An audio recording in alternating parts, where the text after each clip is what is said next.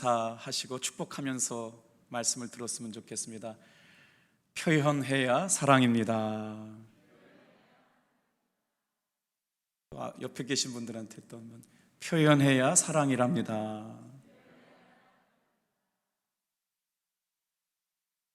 일생은 한 번밖에 없습니다. 태어나서 죽을 때까지 두 번의 기회가 없기 때문에 주어지지 않는 그 기회에서 우리에게 주어진 기회는 단 한 번이기에 일생 그렇습니다. 이 한 번밖에 없는 인생을 살아가면서 일평생 기독교인으로서 가장 힘쓰고 추구하고 이루어야 할 덕목이 있다면 무엇일까요? 그것은 사랑입니다. 종은 울려야 하고 사랑은 표현되어야 사랑입니다.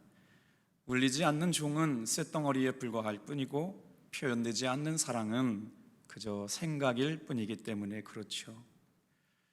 오늘 이렇게 가정의 날, 또 부부의 날, 또 성령 강림절, 웨슬리 목사님 회심 기념주일 다 같은 주제로 다룰 수는 없지만 성령 하나님께서 오늘 가정의 달 안에 하나님께서 귀하게 여겨주신 가정의 의미를 생각하면서 표현해야 사랑입니다라는 주제로 마가복음 10장 6절에서 9절의 말씀 가지고 은혜를 나누려고 합니다.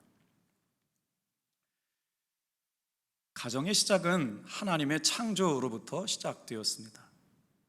결혼의 시작이 하나님의 창조로부터 시작되었다는 말을 묵상하는데 참 귀하게 생각되어졌습니다. 무슨 말이냐면 인류가 죄를 짓기 전부터 인류의 타락장이 창세기 3장부터 나오는데 가정은 창세기 2장에 나옵니다. 그러니 하나님께서 얼마나 가정을 귀하게 만드셨느냐.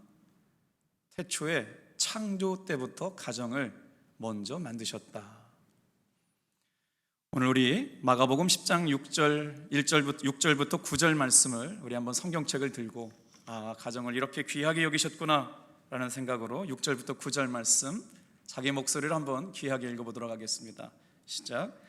창조 때로부터 사람을 남자와 여자로 지으셨으니 이러므로 사람이 그 부모를 떠나서 그 둘이 한 몸이 될지니라.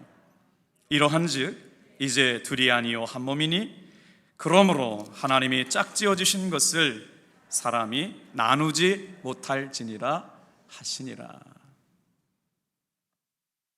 가정을 이루며 살아가야 될 믿음의 성도들에게 평생 추구하고 이루어야 할 덕목이 바로 무엇일까요? 사랑이라고 사도 바울도 말했습니다. 고린도전서 13장은 사랑장인 걸 익히들 알고 계시죠? 그 중에 13장 3절 말씀에도 믿음, 소망, 사랑 그 중에 제일이 사랑이라고 말씀하셨습니다. 잠언 15장 15절 말씀에 보니까 이런 말씀이 눈에 들어오는데 우리 같이 한번 또 읽어볼까요? 고난받는 자는 그 날이 다 험악하나 마음이 즐거운 자는 항상 잔치하느니라. 사랑하는 성도 여러분, 주일날 거룩하고 복되게 나와서 예배하는 저와 여러분의 마음이 늘 불안하고 근심이 가득하고 두려움이 아니라 예수님 앞에 은혜의 보좌 앞에 나와 예배드리는 저와 여러분의 마음이 항상 기뻐서 잔치하는 마음같이 주님께 나오기를 축복합니다. 그 마음의 즐거운 것은 하나님께서 늘 그 마음을 잔치하는 마음과 같이 만들어 주시겠다는 것이죠. 전도서 9장 9절 말씀에도 보면 내 평생의 헛된 모든 날 곧 하나님이 해 아래서 내게 주신 모든 것이 헛된 날에 내가 사랑하는 아내와 함께 즐겁게 살지어다. 전도서를 솔로몬 왕이 썼잖아요. 인생을 다 살아보고 내린 결론이 뭐냐? 헛되고 헛된 것이 인생인데 인생을 살면서 헛되지 않은 것이 있는데 뭐예요? 사랑하는 아내와 함께 즐겁게 사는 것, 그것만큼은 헛되지 않는답니다. 오늘 가정의 달을 맞이하고 부부의 날을 맞이하고 성령의 충만한 은혜가 우리 가정에 임할 때 여러분 사랑하는 아내와 자녀들과 행복하며 사랑할 수 있는 복된 가정 이루어 가시기를 축복합니다. 죽음에 대해서 많은 연구를 했고 평생 정신의학자로 살았던 엘리자베스 퀴블러 로스라고 하는 여사가 호스피스라고 하는 사역의 선구자 역할을 감당했는데, 그분이 죽음을 연구하다 보니까 삶을 이야기하기 시작했습니다. 그래야 이렇게 말합니다. 삶은 우리가 생각하는 것보다 훨씬 짧습니다. 삶의 마지막 순간에 사랑하는 사람들을 마지막으로 한 번만 더 볼 수 있게 해달라고 기도하지 마십시오. 마지막 순간에 간절히 원하는 그것을 지금 하십시오. 어버이 주일이 지나고 나서 작년에 7월에 어머니가 돌아가시고 혼자 계시길, 대신 아버지가 외로우실까 봐 문안 인사 드리러 갔거든요. 저녁이 되어서 아버지를 문안 드리는데 엉덩이를 붙이고 앉을 만한 자리가 없어요. 노치원 다니시거든요. 아침에 8시에 출근하셨다가 저녁 5시에 저녁 드시고 들어오시니까 집안 형편을 뒤에 이렇게 돌볼 기회가 없으셔서 가봤더니 어머니의 빈자리가 크게 느껴져요. 아버지가 한 말씀 하셨어요.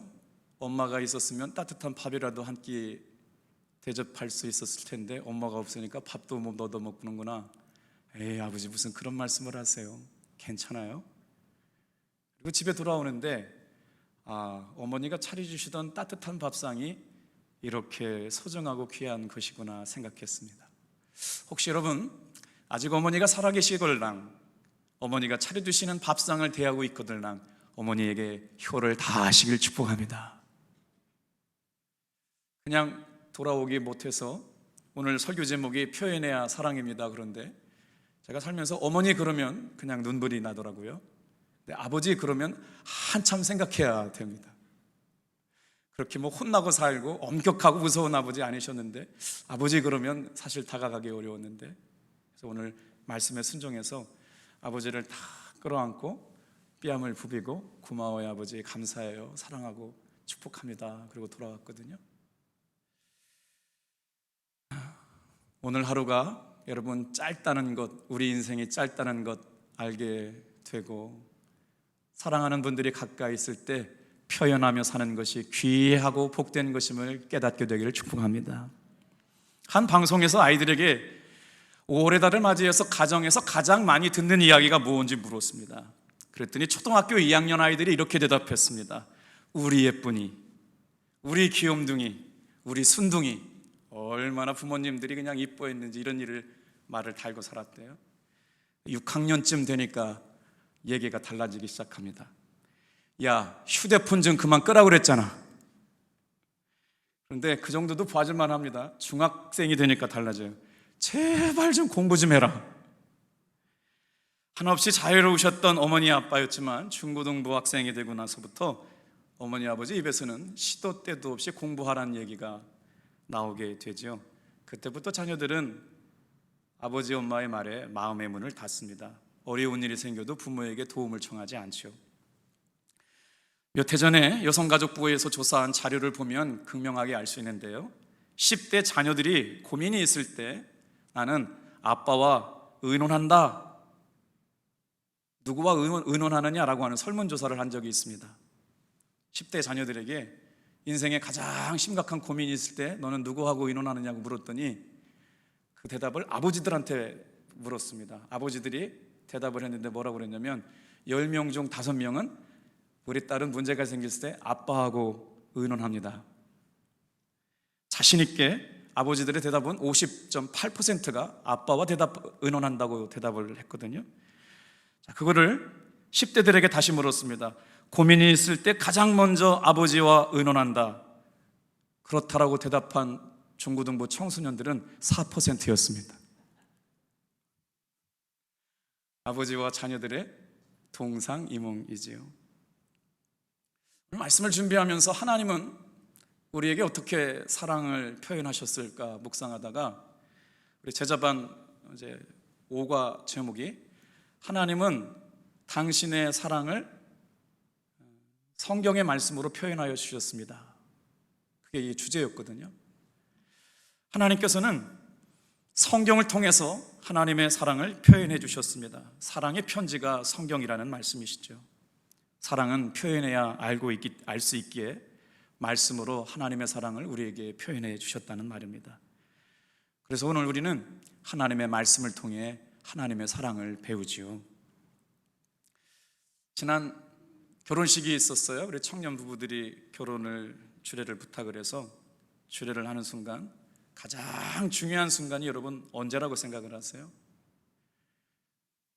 결혼식 순서 중에 가장 중요한 순간은 성혼 선포입니다.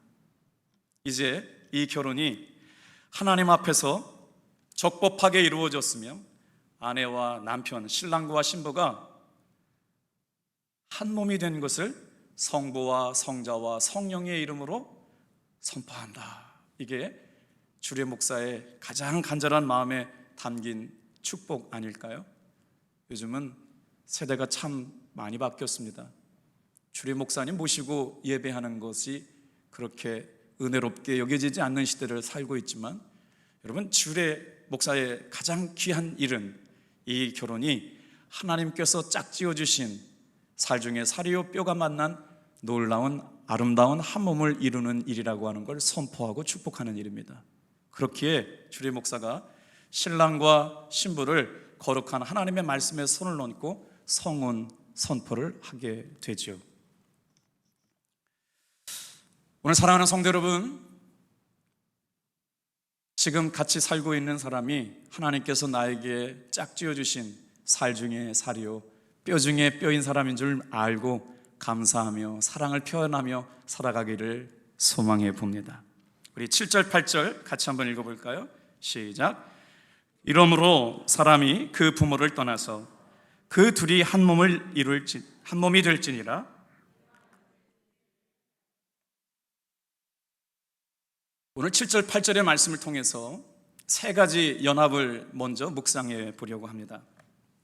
첫 번째로 오늘 본문의 말씀에 한 몸이 될지니라 라고 하는 단어 속에는 세 가지 연합이 있는데, 첫 번째, 부부 아내 또 아내와 남편 사이에 하나님께서 허락하신 첫 번째 연합이 바로 뭐냐? 성적인 연합입니다. 하나님께서 허락하신 육체적인 사랑을 표현하며 살아야 건강한 가정이 될 수 있다라고 하는 것이죠. 성적인 표현하면 왠지 모르게 좀 부담스럽게 느껴질지 모르겠지만, 하나님께서 허락하신 가정 안에서 건강하고 아름다운 성은 여러분 귀하고 복되고 아름다운 것인 줄로 믿습니다. 아내와 남편이 예수님의 사랑 안에서 연합하여 한 몸을 이룬 다음에는 사랑을 표현할 수 있는 방법을 허락하신 것이 바로 뭐냐면 성이라고 하는 건강한 사랑의 표현 방법을 우리에게 허락하셨다는 것이죠. 그래서 여러분, 아무리 남편이 마음에 안 들고 아무리 아내가 마음에 안 든다고 부부가 성을 무기로 삼아서는 안 됩니다. 주님께서는 분명히 한 몸이 될지라라고 말씀하신 이 첫 번째 의미는 바로 육체적인 연합이 담겨져 있기 때문에 그렇습니다. 오늘날 많은 가정의 위기는 바로 성적인 순결이 깨지기 때문에 일어나는 것 아닙니까? 오늘 이 말씀을 듣고 있는 귀한 믿음의 성도 여러분, 예수님 안에서 가정 안에 한 몸을 이룬 여러분, 주님이 허락하신 육적인 거룩한 가정 안의 사랑을 소중하게 표현하며 누리며 살 수 있는 여러분 되길 축복합니다. 두 번째는 정신적인 결합인데요, 하나님께서 둘이 한 몸이 될지니라라고 말씀하신 것 가운데는 정신적인 결합이 있었다는 것이죠. 육체적인 결합이 결혼의 기초가 되었다면 부부가 정신적으로 연합하는 것은 아주 결혼을 유지하게 되는 중요한 요소라고 하는 것이죠. 사랑하고 용납하고 배려하고. 그래서 살 중에 살이요 뼈 중에 뼈로 만난 사이라고 성경은 분명히 말씀하고 있는데, 아내를 뭐라고 그러냐면 돕는 배필 그럽니다. 하나님께서 우리의 삶을 살 중에 살이요 뼈 중에 뼈로 만나게 하셨을 때는 살 중에 가장 귀한 살, 뼈 중에 가장 귀한 뼈로 반쪽을 허락하셨다라고 하는 것이죠. 왜요? 채울 수 없는 빈자리를 채우는 돕는 배필이 되게 하셨다는 것이죠. 오늘 하나님께서는 가정의 제도를 통하여 한 몸을 이루는 혼인의 원리를 통해 예비되고 준비된 사람을 살 중에 살이요 뼈 중에 뼈로 만나게 하셨다는 것, 이것을 다시 한번 되새겨보는 귀한 시간들 되길 바랍니다. 세 번째는요, 육체적인 결합뿐만 아니라 정신적인 결합뿐만 아니라 가정이 이루어지고 혼인이 이루어진 것 안에는 영적인 결합이 있다는 것이죠. 서로가 남남으로 살다가 두 사람이 부부가 되어 영혼이 결합되었다는 것, 결혼을 통해서 두 영혼이 영적으로 완벽하게 결합되는 것, 이것이 하나님께서 둘이 한 몸이 될지니라 라고 하는 의미 안에 담겨두신 의미라고 하는 것입니다. 사랑하는 성도 여러분, 하나님께서 짝지어주신 짝, 하나님께서 예비하여서 만나게 하신 내 영혼의 반쪽, 그 사람과 사랑을 표현하며 살기를 주님의 이름으로 축복합니다. 이것은 하나님께서는 우리의 가정에 절대 주권을 가지고 계셨고 우리의 사는 것과 죽는 것을 주장하시면서 우리 결혼에 간섭하고 계셨다는 말입니다. 주권 가운데 우리의 결혼이 이루어졌다라고 하는 것이죠. 창세기 2장 23절 말씀을 같이 한번 읽어보겠습니다. 시작. 하나님이 가로되 이는 내 뼈 중에 뼈요 살 중에 살이라. 이것을 남자에게서 취하였은즉 여자라 칭하리라 하니라. 마치 신랑 신부에게 결혼 주례하듯이 하다 보니까 분위기가 자칫 무거워졌어요. 여러분 놀랍지 않습니까? 저는 이 말씀을 너무 좋아합니다. 다 같이 한번 따라합시다. 살 중에 살이요 뼈 중에 뼈입니다.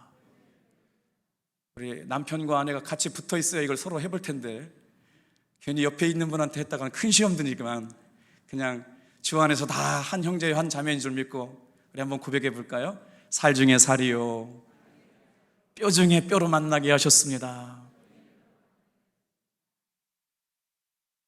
5월 달에 둘이 만나서 하나가 되는 날이 있답니다. 그날이 언제인 줄 아세요? 빨리 알아두시네요.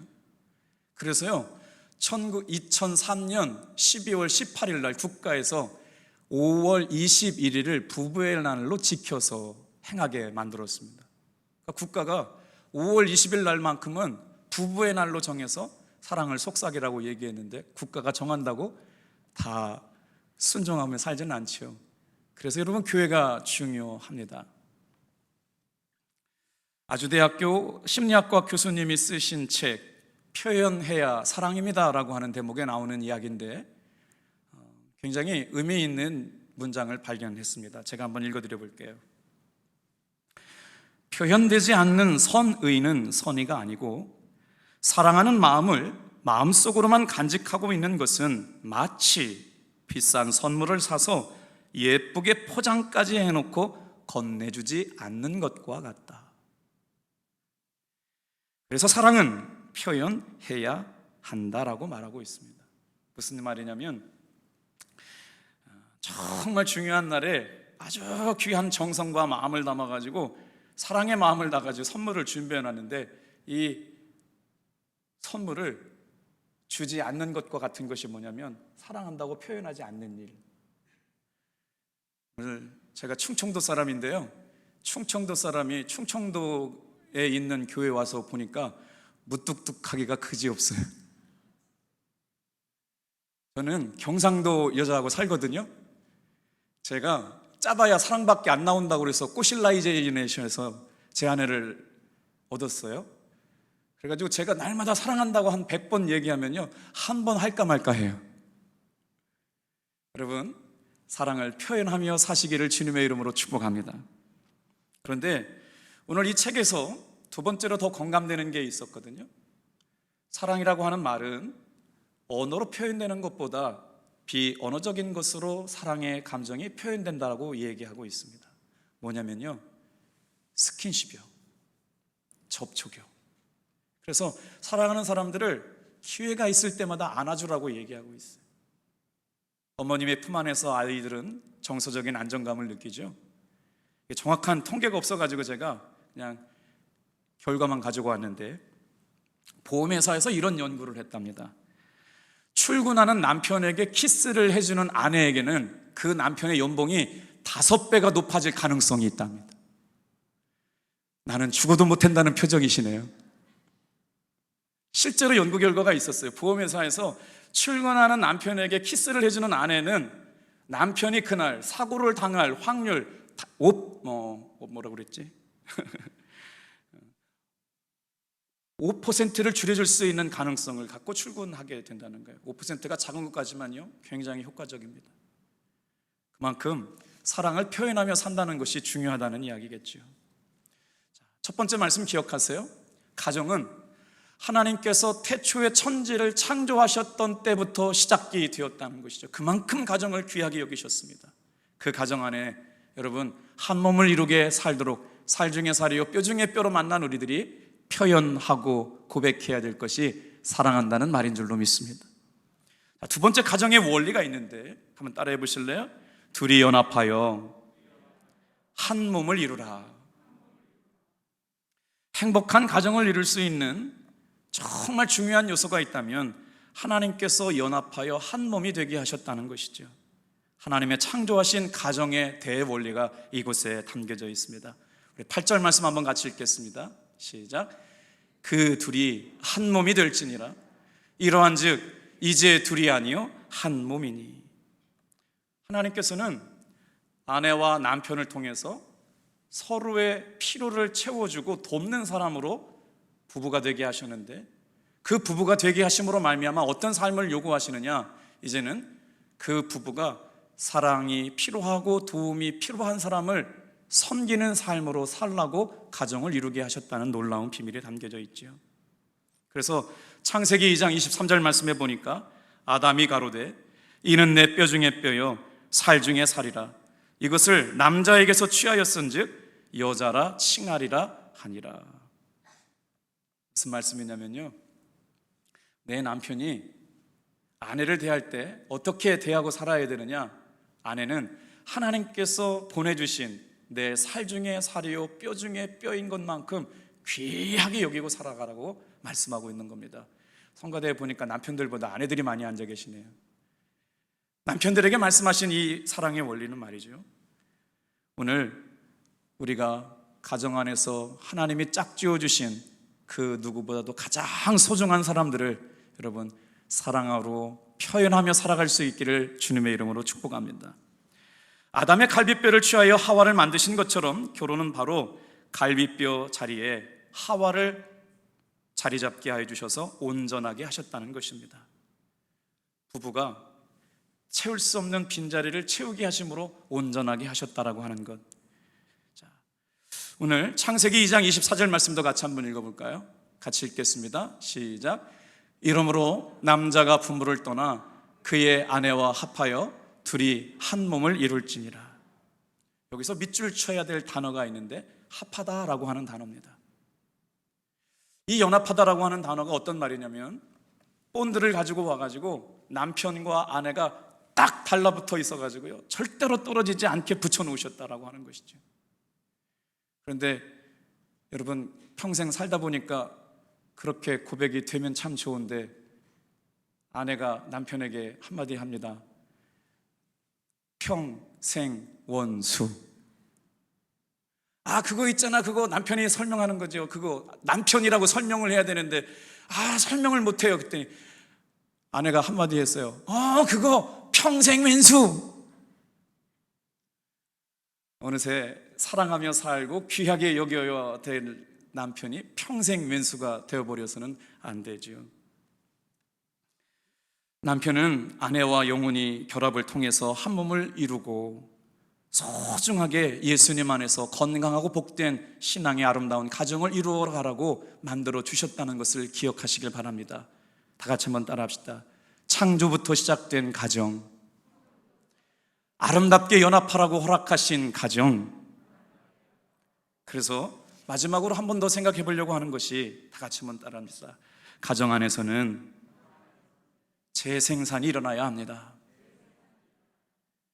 하나님이 가정을 짝지어 주신 목적이 있다는 것이죠. 하나님께서 가정을 짝지어 주신 목적은 그 가정 안에서 복음의 재생산이 일어나게 되어야 되는 것이죠. 오늘 현대인들 가운데는 재생산이 불가능한 부부들이 얼마나 많은지를 모릅니다.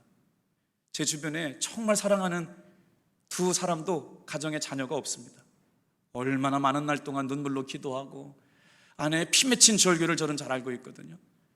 목사님이신데도 자녀가 없는 목사님들을 많이 알고 있습니다. 그런데 만약에 이렇게만 얘기한다면 그 가정은 어떤 소망이 있겠습니까? 그런데 하나님께서 짝지어 주신 가정의 목적은 분명히 재생산입니다. 자녀를 생각하는 것만 생각한다면 재생산이라고 그러면 소망이 없겠지만, 여러분, 예수님의 복음 안에서 믿음으로 복음은 재생산될 줄로 믿습니다. 그렇기 때문에 부부가 살면서 꼭 기억해야 할 것이 있습니다. 우리 가정을 통해 복음의 재생산이 일어나야 된다는 걸 기억하시길 바랍니다. 인생을 살면서 남편의 따뜻한 말 한마디는 아내를 위로하지요. 아내의 부드러운 말 한마디는 남편을 춤추게 합니다.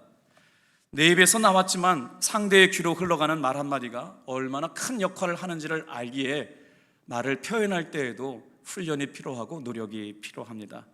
시인 오광수가 이렇게 말의 중요성을 노래합니다. 사랑으로 표현되는 말의 소중함을 이렇게 얘기했죠.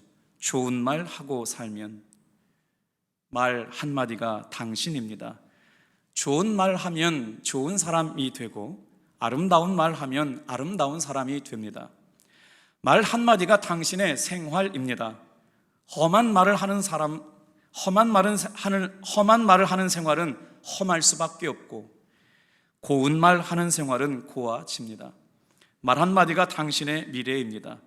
긍정적인 말하고 살면 아름다운 소망을 이루지만 부정적인 말을 하면 실패만 되풀이 됩니다. 말 한마디에 당신이 달라집니다. 좋은 말 하고 살면 정말 좋은 사람입니다. 무슨 말이냐면 그 사람의 말을 통해서 인격과 품격이 드러난다는 것입니다. 사랑하는 성도 여러분, 익숙해지고 편해지기 시작하면 우리 사람들은 무례해지기 시작합니다. 오늘 하나님께서 가정 안에서 창조가 이루어지게 하셨고 한 몸이 이루어지게 하셨고 복음의 재생산이 일어나게 하셨다면 하나님께서 살 중에 살이요 뼈 중에 뼈로 만난 우리들 안에서도 여러분 고맙고 아름다운 사랑의 표현이 고백되어질 때 우리의 사랑은 더 풍성하고 아름다운 가정으로 이루어지게 될 줄로 믿습니다. 자, 우리 이 말씀을 읽으면서 하나님께서는 우리에게 어떻게 사랑을 표현하셨을까를 묵상했습니다. 첫 번째가 하나님은 성경을 통해서 하나님의 사랑을 우리에게 계시해 주셨습니다. 그래서 성경은 하나님의 사랑의 편지이지요. 그렇다면 두 번째로 하나님의 사랑을 알 수 있는 것이 뭘까요? 하나님의 사랑은 십자가 안에서 드러났습니다. 이 말씀을 묵상하고 품다가 로마서 6장 6절 말씀을 읽었거든요. 같이 한번 읽어볼게요. 십자가 안에서 이루신 하나님의 사랑의 편지가 어떻게 담겨져 있는지 고백해 보겠습니다. 시작.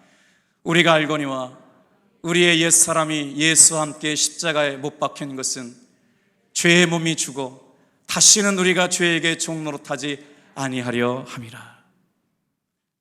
예수가 죽어야 내가 삽니다. 예수님께서 죽으심으로 말미암아 죄악되었던 내가 살았습니다. 이게 하나님의 사랑의 표현이셨습니다. 하나님은 오늘 이 시간 예배 나와 있는 저와 여러분들을 살리시기 위해서 독생자 아들이신 예수를 십자가에 못 박혀 죽게 만드는 일들을 감행하셨습니다. 어떻게 이 일을 설명할 수 있을까요? 그래서 십자가는 하나님의 사랑의 편지였습니다.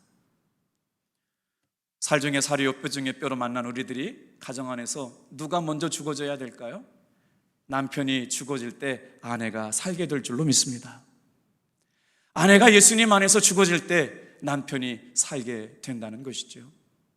예수님께서는 우리가 죄와 허물 때문에 죽어 마땅했던 그때를 내버려 두지 아니하시고 먼저 십자가에서 죽으심으로 우리가 다시는 죄에게 종노릇하지 않는 삶을 선물하여 주셨습니다.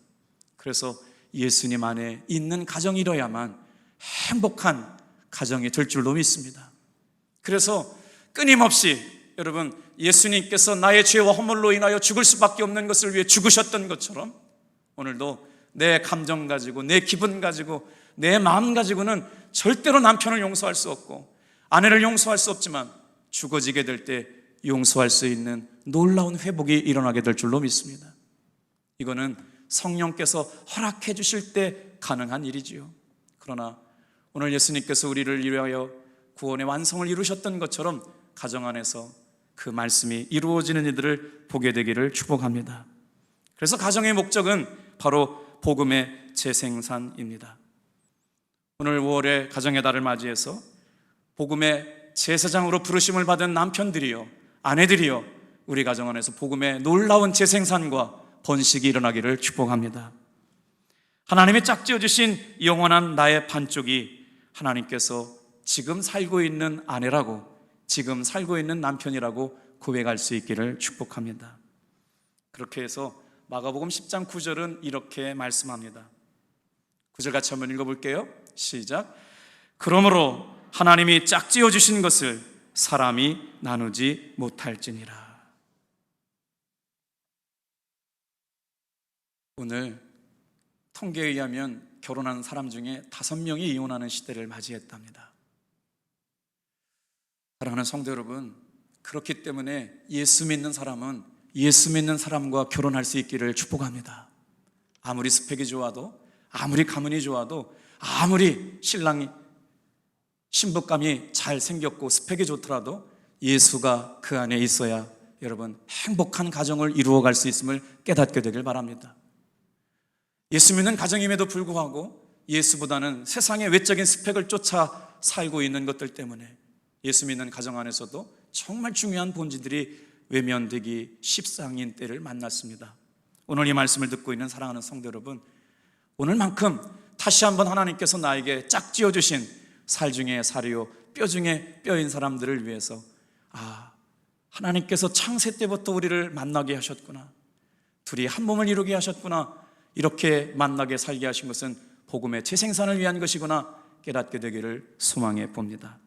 그래서 오늘 가정 안에서 하나님께서 번식하고 생육하고 땅에 충만하라고 하신 말씀이 다시 한번 우리 마음속에 새겨졌으면 좋겠어요.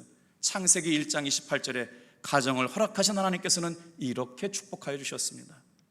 하나님이 그들에게 복 주시며 그들에게 이르시되 생육하고 번성하여 땅에 충만하라, 땅을 정복하라. 바다와 고기와 공중의 새와 땅에 움직이는 모든 생물을 다스려라. 오늘 가정 안에서 이런 놀라운 축복이 있어지기를 축복합니다. 그래서 사단은 끊임없이 우리 가정을 넘어뜨리게 만듭니다. 최초의 하나님의 불순종의 사건이 언제 일어나냐면 창세기 3장에 드러나거든요. 하나님께서 이렇게 존귀하게 세우신 가정을 사탄은 끊임없이 창조의 목적을 이루지 못하게 합니다. 복음의 재생산을 이루지 못하게 합니다. 생육하고 번성하고 땅에 충만하여 다스려 정복하고 살지 못하게 하는 일을 누가 하느냐? 사탄이 하고 있다는 것입니다. 그래서 부부간에 갈등하고 분열이 일어나고 끊임없이 위기에 놓입니다. 사랑하는 성도 여러분, 부부싸움을 할 때 정말 속상하게 만들고 힘들게 만드는 아내만 묵상하지 말기 바랍니다. 남편만 묵상하지 말기 바랍니다. 다 같이 한번 따라해 봅시다. 가정의 분쟁은 분명한 영적 배후가 있습니다. 정말 싸울 수밖에 없고 미워할 수밖에 없고 평생 맨수 같고 지긋지긋하게 만든다는 것을 당연하게 여기서는 안 됩니다. 가정을 깨뜨리게 하려고 하는 분명한 사탄의 배후가 있기에 우리 가정을 깨뜨리려고 하는 사단의 공격이 분열하게 하고 싸우게 만들고 아프게 만든다는 걸 알아야 이길 수 있습니다. 가정의 불화와 해체를 목적으로 사탄은 끊임없이 믿음의 가정들에게 도전해오고 있는 것이죠. 그래서 오늘 우리는 다시 한번 이렇게 고백했으면 좋겠습니다. 다 같이 한번 따라합시다. 살 중에 살이요 뼈 중에 뼈로 하나님께서 만나게 하셨다. 영원한 반쪽이라고 믿으시며 살게 되길 바랍니다. 잠언 15장 23절 말씀에는 이런 복된 말씀이 나옵니다. 우리 말씀을 정리하면서 한번 같이 읽어볼까요? 시작. 사람은 그 입의 대답으로 말미암아 기쁨을 얻나니 때에 맞는 말이 얼마나 아름다운고. 합동교회 안에서 신앙생활은 수준 높은 귀한 믿음의 성도들이요, 혹시 사랑을 표현할 때는 어떻게 표현되어지는지를 알게 되길 바랍니다. 따라해 볼까요? 사랑은 공감할 때 표현되어집니다. 말씀을 준비하다가 박승호 목사님이 쓰신 책을 갖고 있는데 그 안에서 이런 멋진 말을 발견했네요. 당신의 언어로 세상을 정복해라. 예수 믿는 믿음의 성도들의 말은 세상을 정복합니다. 오늘 여러분, 저와 여러분의 삶에 하나님께서 주신 창조적인 언어로, 믿음으로 담대하게 선포하시기를 축복합니다. 그때 우리들의 자녀가 세상을 정복하고 아름다운 믿음의 역사를 이루어가는 축복의 통로가 된다는 것이죠. 공감 언어 사용법이라고 하는 글을 읽고 마치도록 하겠습니다. 누군가가 아프다고 할 때 약 먹어 하지 말고 어디가 많이 아파? 라고 말해주세요. 누군가가 사랑한다고 할 때 그래 라고 말하지 말고 나도 사랑해 라고 말해주세요. 누군가가 보고 싶다고 할 때 하지 말고 나도 많이 보고 싶어 라고 말해주세요. 누군가가 힘들다고 할 때 나도 힘들어 라고 하지 말고 내 어깨에 기대 라고 말해주세요. 누군가가 헤어지자고 말할 때 그래 헤어져 라고 말하지 말고 사랑해 가지마 라고 말해주세요. 인간관계를 아름답게 하는 것은 제안이나 처방이 아니라 항상 공감하는 것이 먼저입니다. 살 중에 살이요 뼈 중에 뼈로 만나서 가정천국을 이루게 하시는 주님의 은혜가 오늘 이 예배 가운데 나와 있는 모든 사랑하는 교우들에게 충만하게 임하기를 축복합니다. 기도하겠습니다.